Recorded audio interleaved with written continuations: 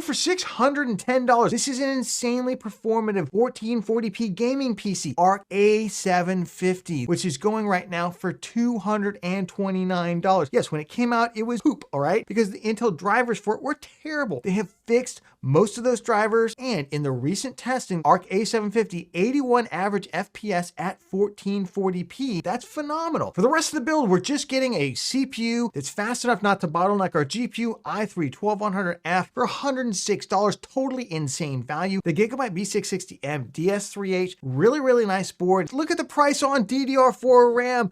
$35. And also look at the cost of these drives right now. For the case, I just went with the Roswell Prism S500. I really do like this case. I ended up going with a 650 watt unit. 600 watts would have been fine. You could even increase the GPU here to something like the RX 6700 XT and go 100 plus FPS at 1440p.